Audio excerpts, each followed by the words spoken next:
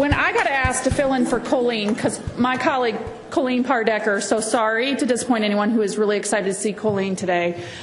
She's actually in D.C. with our president, who is speaking at the President's Advisory Council on Antibiotics. So the irony is she was supposed to talk about antibiotics here. She's talking in D.C. about antibiotics today. So because I have all the social media listening tools at my disposal, I went in and looked, how much conversation have we had on the VFD since it was announced? So I went into January, because that's when it took effect. And then, I'll be honest, in December, there wasn't much conversation. So in January, we actually had an increase in the antibiotic conversation online, from 160,000 mentions to 224. It was driven by two things. The VFD, which got a lot of coverage, and got coverage in mainstream, and then this poor Nevada woman who died from a superbug. And here's, I don't know if it's good or bad news, but here's the reality. The Nevada woman won. The spike is the Nevada woman. The lower spike is the VFD conversation. So it had significant conversation. I can just tell you, when you look at February, March, April, the VFD conversation has pretty much not died, but become so insignificant that we don't even really talk about it much. So I could, like, mic drop, walk off the stage. But I know I have a few more minutes and I really like to talk. So one thing we do at Elanco, because we are listening to these conversations, is we like to put into context the antibiotics conversation. So I'm going to fly through a lot of super data-driven slides. If you want more information, you email me, you tweet me, you talk to me, I'll get them to you, but I'm going to fly through this. So here are the key takeaways. The conversation is growing globally, all languages, but for the first time, the English language antibiotic conversation decreased by 2% in 2016. The dialogue related to the antibiotics use in farm animals only increased at a volume of 7%, as opposed to 24% the year before. Food companies are driving the conversation. I don't know if Purdue's in the room, but their PR people are driving the conversation. Consumer education is going to continue to be key. Studies, science, research actually has a place in this conversation. It's being shown, it's being utilized, just not at a strong voice. So my proud moment today, because I see this slide a lot, because I've hammered this a lot in a lot of presentations I do, we had a statistically significant growth in our presence in the conversation. We went from 0.02% to 0.2%. Good job. So let's talk about the evolution of how this antibiotic conversation has changed. So when we looked at 2014, 2015, 2016, we've really seen a shift from, like, government policies, World Health Organization, to food companies driving those conversations. The spikes tend to be higher and sharper, and then they plummet. I'm going to walk you through 4 conversation overviews from the largest impact to the smallest. I want you to try to remember some of these numbers. So antibiotic conversation, like I said, is shifting from government to food. 45,000 mentions about antibiotics have the hashtag Purdue crew along with it. And a lot of times it has hashtag promotion or hashtag ad with it too. If you're a blogger like I am, that means you were paid to put that tweet out.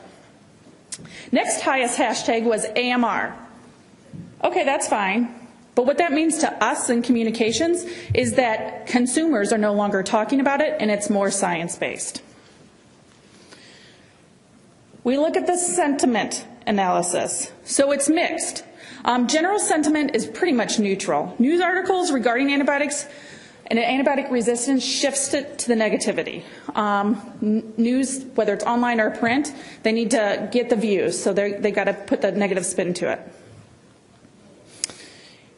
Antibiotic resistance is where it's at. That's the heavy, heavy hitter. The fourth one, World Health Organization, the FAO, they carried the conversation this year with the largest spike in the antibiotic conversation back on October 1st.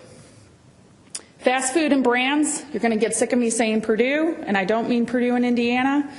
A key takeaway is that the big brands are driving this antibiotic conversation. The main focus of antibiotics and food chain conversation was additional backlash from already announced antibiotic-free. We learned that when McDonald's announced that they were ahead of schedule in their antibiotic-free movement, they actually got negative backlash because they weren't doing enough. So we've gone to a lot of our customers and told them to be quiet if they're ahead of schedule, because they're just going to end up having more negative pushback. Research. Scientists in the room, we need more from you. The scientists at Elanco are probably sick of me asking for more from them. They continue to offer opportunity. We've seen growth consistently, more and more science being pushed out there from 2014 to 15 to 16. Okay, here's the slide you all should pay attention to. Do you see the spike? Do you see the number associated with the spike? That's 800, if you can't. And that was the pork industry. That was their spike, so thank you to National Pork Board or NPPC. I don't know who drove it, but we have more work to do. Who are our leading ag voices? I'm going to, the veterinarians in the room.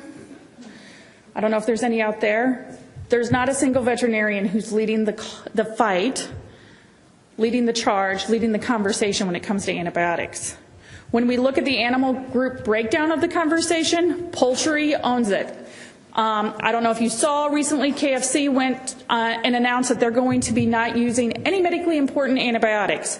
So now we're just waiting for the activists to move on to dairy, beef, or swine. My guess is swine is next. Okay, top Facebook authors by mentions. Sanderson Farms, I know you guys talked about them earlier, but they're leading the charge for us. But the interesting thing is when you go to engagements, Dr. Merkala continues to own the show. I heard some uggs. I get it. So top Twitter authors. I want you guys to pay attention to these numbers too. I did this for, I did a GMO example. Look how many times these people are tweeting about antibiotics. The top guy has tweeted over 500 times about antibiotics in a year. The vegans are tweeting about antibiotics almost 500 times. The top engagements, again, are coming from those organizations that have World Health or brands, but USPRIG, who is the one that does the report card saying how good a fast food restaurant is, continues to get high engagement. So I want to add a little context here. Species-related conversations continue to dominate the antibiotic conversations. What does that mean? No one's really talking about antibiotics. When you look at how are they talking about dairy especially, and then poultry. So the forecast. I think all food companies are going to take cues from hashtag Purdue Crew. If you have any type of market research going on, you're going to see that Purdue Crew is owning that conversation. I don't know what the sales look like for Purdue compared to the other poultry guys, but I'm guessing people are paying attention. News outlets will continue to drive that conversation in agriculture, and consumer engagement will remain minimal in the social conversation. So in summary, what I want you to take away, the antibiotic conversation in English, not globally in all languages, is actually decreasing. The main driver of the antibiotic conversations in 2016 was paid for. Consumer engagement in antibiotics, pretty small. And then to educate consumers confused by fear marketing tactics, share messages related to animal welfare and sustainability, because that's what they tend to care about more.